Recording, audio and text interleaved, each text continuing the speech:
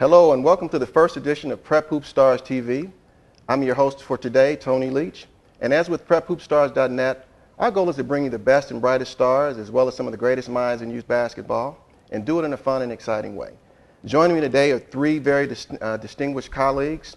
To my right is a woman. She's from Virginia. She is the former head women's basketball coach at IUPUI. And currently, she is the president of Shann Hart Enterprises. Shann Hart, welcome to the show. Thank you. Happy to be here. Right. To her right is a gentleman that's from Nebraska. He is the sports writer for the Indianapolis Star, and he is one of the top sports columnists for high school sports. Kyle Neddenreip, welcome to the show. Thanks for having me, Tony. All right. And a man who needs no introduction. He is from Chicago. He is a former point guard as well, played in college. Coached some tremendous players, including Corey Maggette. He is currently the president of PhD basketball here in the city. He's also a former assistant coach for Loyola University. Willie Brown, welcome to the show. Thanks, Tony. Thanks for having me. All right. Now, what we're going to do today is we're going to have 4 segments. We're going to talk about, our first segment is we're going to talk about true point guard play and, just how that's changed. Is it a dying breed? Is it an endangered species? We're also going to talk about we're going to compare AAU to high school basketball. Is one better than the other? And finally, we're also going to talk about just give you a preseason high school preview, and just talk about we're going to introduce our All-State team, our Prep Hoop Stars All-State team, as well as just give you some preseason picks in terms of players and teams. First off, let's just talk about a point guard play, and just talk about, is it a dying breed? Willie, you played the position as a youth. What do you think has changed about the position, and how do you think it's kind of evolved over time? Yeah, well, Shann, she played it as well. I tell you, it's an interesting question, and it's one that a lot of people, I think, are wrestling with, because I believe the point guard is really the best position on the floor and the most important position on the floor. Okay. You say that probably because you play point guard. Well, there is a little bias there. But no, from the standpoint of leadership and being a coach on the floor, you really look to the point guard to really control the show and run the team. I think there is such a thing as a true point guard, but I think it is a dying breed. Right now, the game has changed tremendously when you look at the NBA, which a lot of kids look at today. And they're following that model. It's, pick and roll, be able to beat your man off the dribble. And so you have more players now that are looking to do that, right, and create more and from a scoring perspective than running the team. Right. I don't know, right. Kyle, Shann, what do you think about that?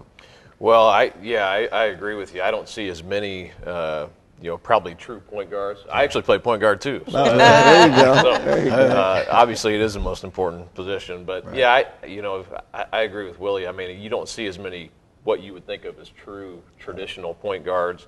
I do see some guys out there now, though, some very good point guards in the state, and maybe a true point guard that comes to mind is Bryant McIntosh from Greensburg. Okay. He's more of a facilitator.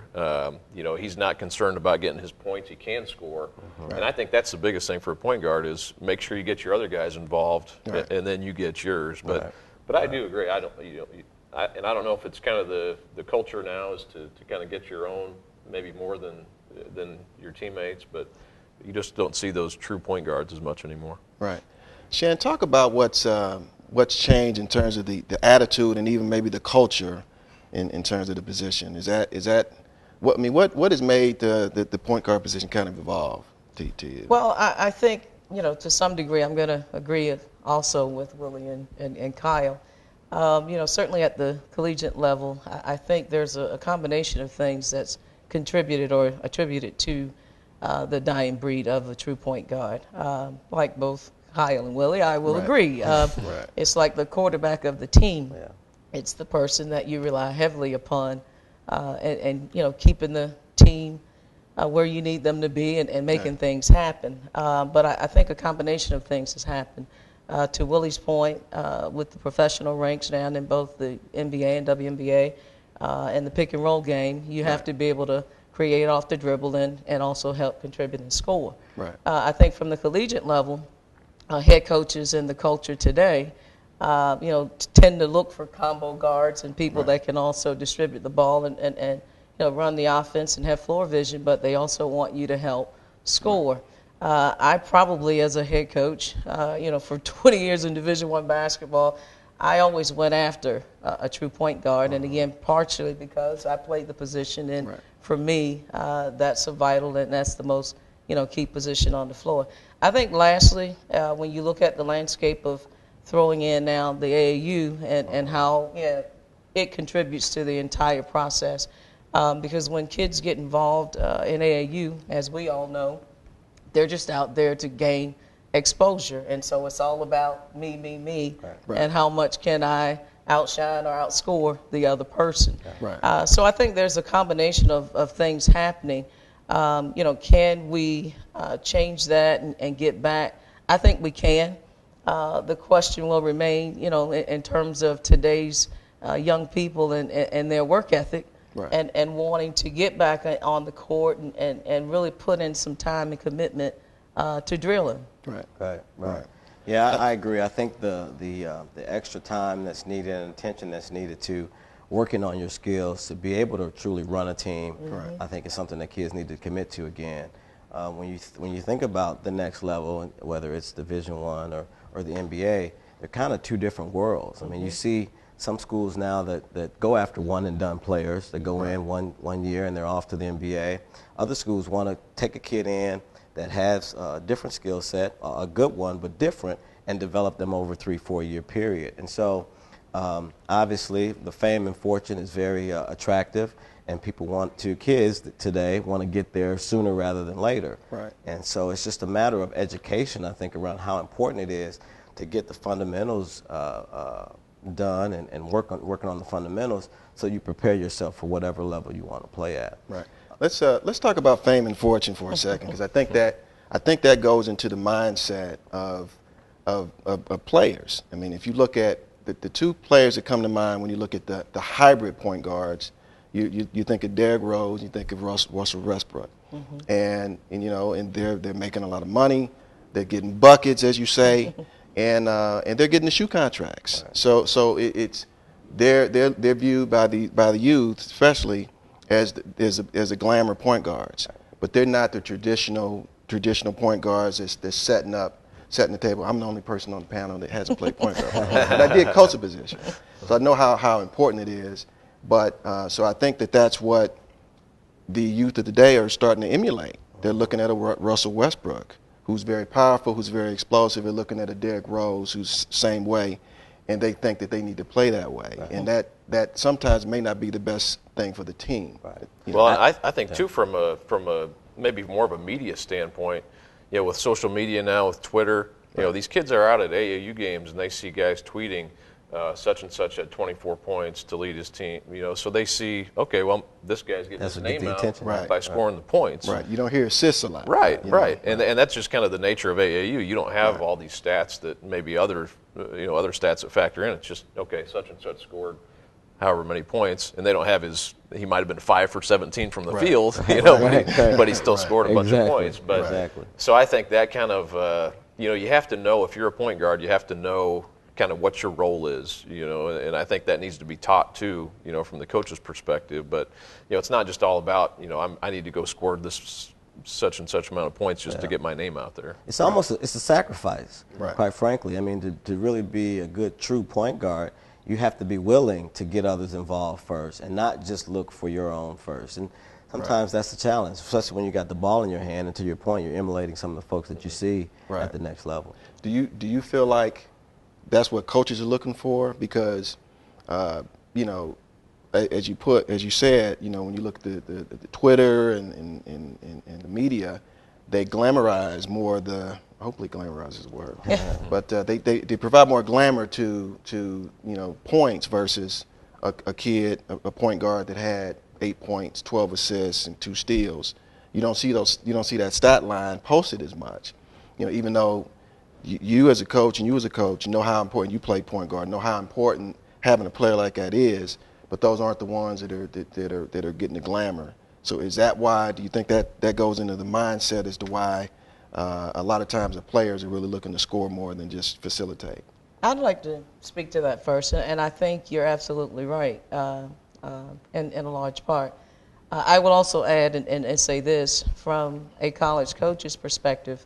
College coaches are still wanting true point guards. Exactly. Let me be first and foremost in saying that. I hope so. Oh, absolutely. Yeah. With that said, again, the landscape has changed in that you're looking for a point guard that can also help score in addition with having high basketball IQ and getting the team involved and not being a scorer first and a passer second. Because at the end of the day, as the point guard, you've got to be able to know every position, all 5 positions on the floor. Right. And you have to be able to think like that coach is thinking from the sideline 3 plays ahead. Right. And so I will be very clear in that, that is what college coaches are looking for. So, yes, we want players to come in and be able to play multiple positions. Right. But by the same token, the point guard has to be prepared to score and get his teammates involved. Yeah. Okay. And I think the other piece around knowing all of the other positions. A lot of kids just want to pick the ball up and go play. Right. And so it requires a lot of extra effort, extra time, like we talked about before, preparing themselves to think about, okay, what do we need to be doing and what are we trying to accomplish?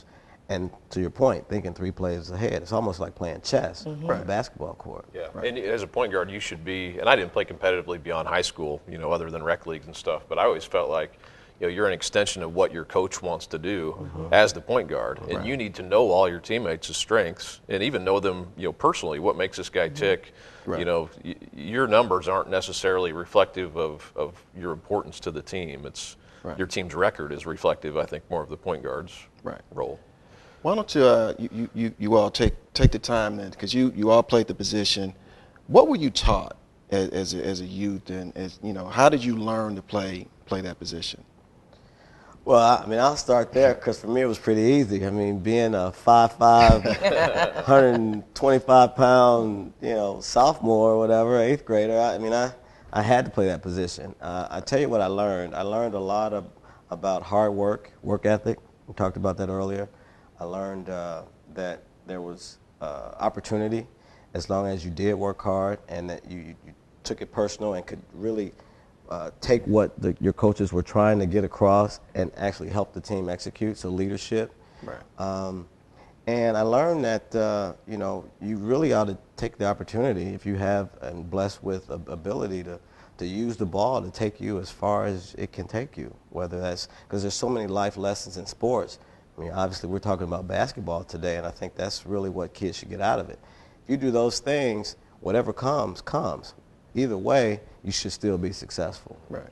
Kyle, what about you? Well, I just kind of like Willie. I knew I wasn't going to be beyond 5'10" at a pretty early age. So my dad. I remember we worked a lot on left hand. I just work on left hand all the time, and I actually got to where I was a better dribbler left-handed than right-handed. And I think that with my limited ability, that helped a lot. Being able to play that position and just kind of, studying the game. I watched a ton of basketball. I loved, Magic Johnson was my hero, growing up, watching him and just the way he seemed to love, the joy his teammates got from scoring. Like it was almost better for him to have that than him score himself. And that's how I kind of imagine myself out there playing as Magic Johnson, a very limited ability. But I think that's what you have to do as a point guard is just kind of take pride in what others are doing. It's a very selfless position, and it should be. So I think that's kind of what I learned growing up, and really always enjoyed playing that spot.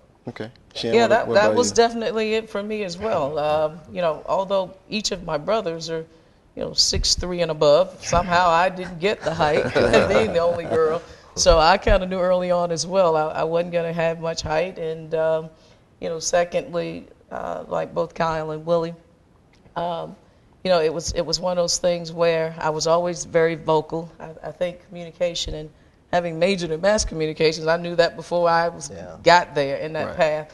But more importantly, I agree. Growing up watching, Magic Johnson and some of those players, I took great pride in getting my teammates involved. Scoring wasn't as important, much like I was a defensive, specialist. Those were my strengths. And, all of my coaches from, when I played rec lead all the way up through college, kind of helped me play to my strengths. Okay. All right, now we're about to wrap up, but let's talk about just a couple of players across the state. You mentioned one, Brian McIntosh, that we kind of see that are sort of playing that true point guard role. Is there any others that Willie or that you can think of? I think that you see.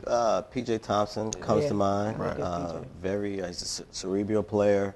He can score, right. but I think he really, from the onset of games, looks to get his team involved, right. and then he'll pick up where he needs to be, whether it's knocking down the shot or getting into the paint and scoring. So he comes to mind. Okay. Yeah, I was going to mention PJ. There's another young player, C.J. Walker, coming up at Tech, right. sophomore. He's a guy who plays a lot like Ronnie Johnson, who's at Purdue, and maybe it's because they're left-handed. Just kind of reminds me of him. But he's a guy who really gets the ball to his teammates. I like the way he kind of goes about his game, and of course I agree with Pete. PJ's a nice point guard too. I think I can think of one other player. He's at Garin Catholic. He's a senior now with Rapp. Mm-hmm. Now he's not an explosive player, but he was one of the top assist leaders last year in the state.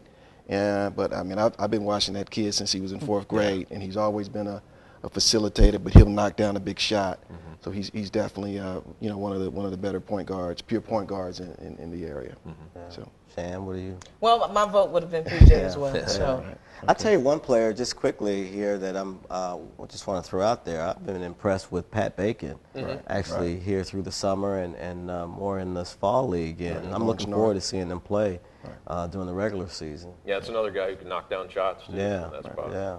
Okay. All right. Well, again, thank you.